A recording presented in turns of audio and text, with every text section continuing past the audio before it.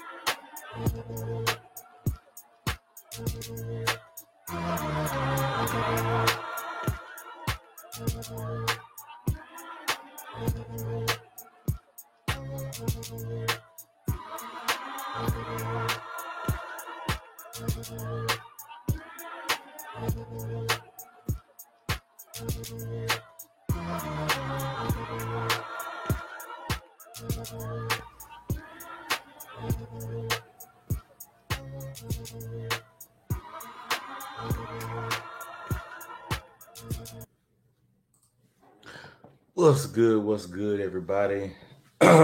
Shalom, Lawrence, Dorian Nance, Black Curls. Glad to have y'all out here listening.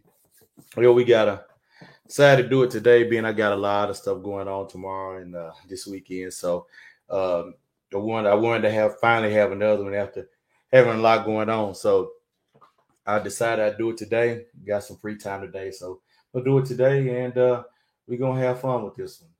So. As the title said, compromise is a loss.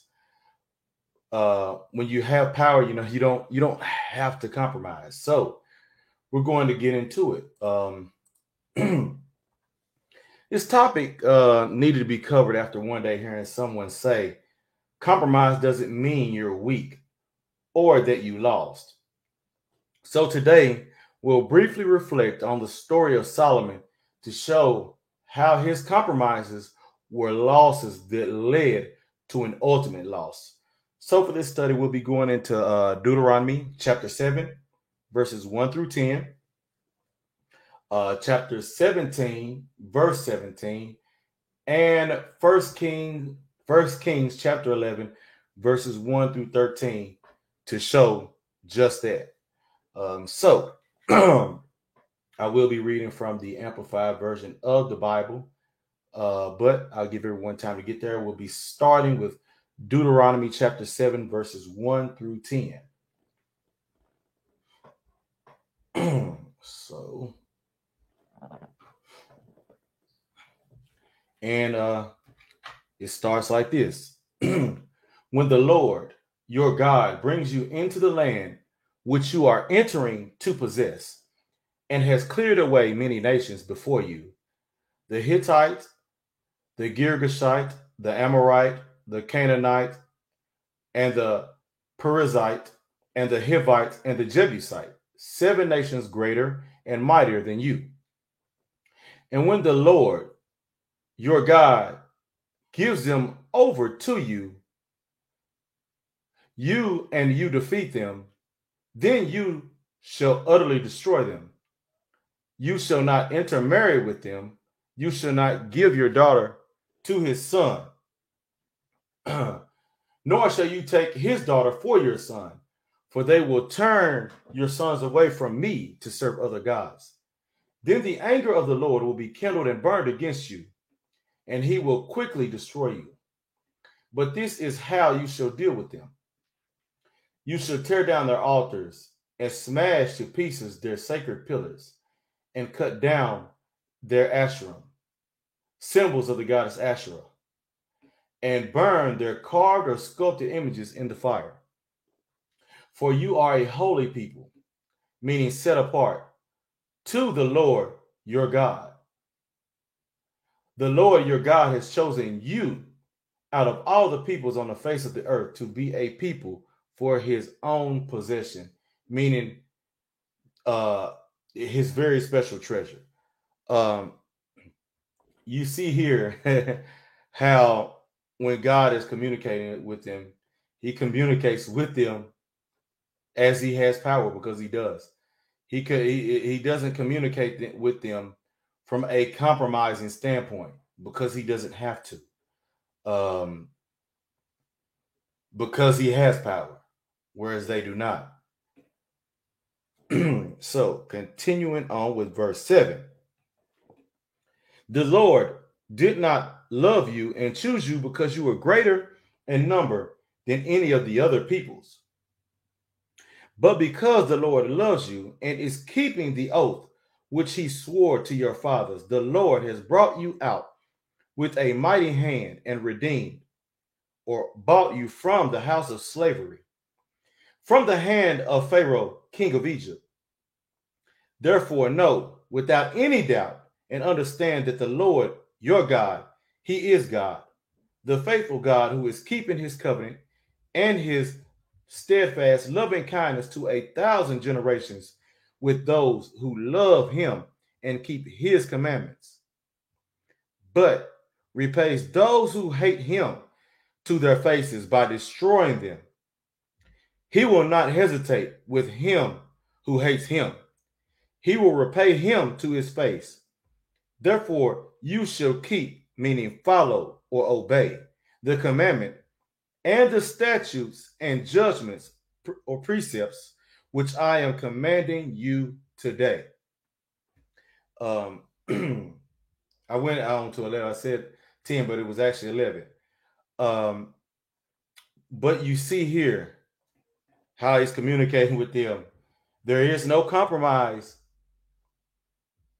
with what he's saying. There is nothing to compromise. He's saying, I've done so much for you. I have shown you favor, not because you were many, you were the least, but I have shown your father's favor. So I'm going to show you favor too if you keep my commandments and my precepts. But if you don't and you turn against me, I'm going to treat you like my enemy. I'm going to destroy you. So you can tell here, there is no compromise there. He's saying, I will destroy you for coming against me. This is how you see how compromise is a loss. And whenever you have power, you don't have to compromise. Whenever you don't have power, you're weak and you have to compromise. So we see with a lot of these stories that are in the Bible here with Israel, how they compromise, but a lot of times they ended up compromising outside of the precepts what they were taught. They ended up compromising to other individuals, to other idols, whether they be deities or people or other precepts or even symbols. But they compromised their own favor that was shown to them by God for others that didn't even care for them whatsoever. And this is something that we see a lot with color folk in America today. So moving forward, I'll be going to chapter 17 of Deuteronomy and reading verse 17. And it says here, hold on. Yeah, I'm not going to. Yeah. He shall not acquire multiple wives for himself, or else his heart will turn away from God. Nor for the same reason shall he acquire great amounts of silver and gold. So basically here, it's pretty simple. Once an individual becomes obsessed with having too much of anything, whether it be wives or money, it takes their focus away from the things that they need to hold on to. Here it's talking about God, but not only does it take it away from God, these things they also take your focus away from your purpose in everyday life. It also causes you to make these things that you're obsessed with, it ends up making them your deity. What's good, Soul Provider? Glad to have you in here. Listen. It also it gives them power over you. Or if it's an inanimate object, such as money, it gives it power over you. It just goes to show that too much of anything isn't good. So next, for our last one that we'll be going to 1 Kings chapter 11, verses 1 through 13. What time we get there?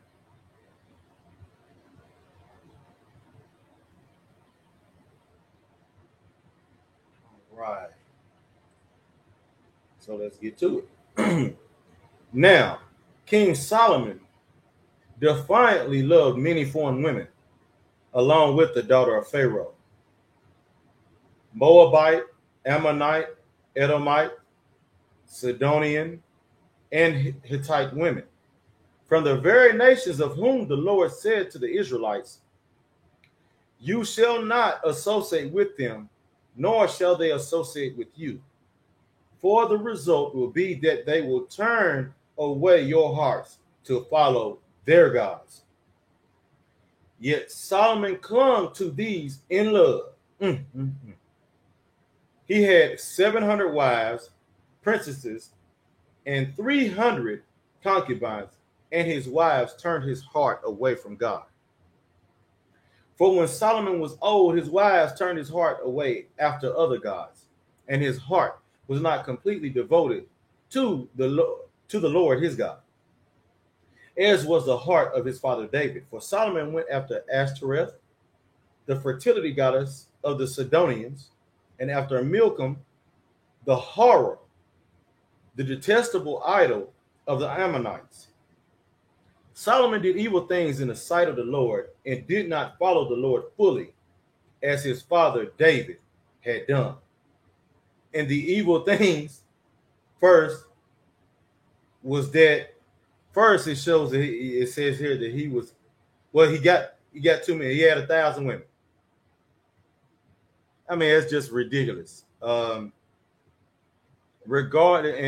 First, not only did he have 1,000 women, but he took them from nations of whom the Lord said not to deal with. Now, I know somebody would say, Ruth was a Moabite and his great grandmother. But because she actually showed her heart and in her lifestyle, it belonged to the practices and the precepts of God, their God, Yahweh, she was allowed to do such. She was given this great privilege because she has shown something that the others had not. But because of whatever reason, whether he was trying to keep from worrying about enemies, he put too much faith in diplomacy of that because I have their princesses, their queens, or whatever, that they will surely not attack my land because of that. Instead of holding on to the precepts, wisdom, and knowledge that he had when he was in his youth.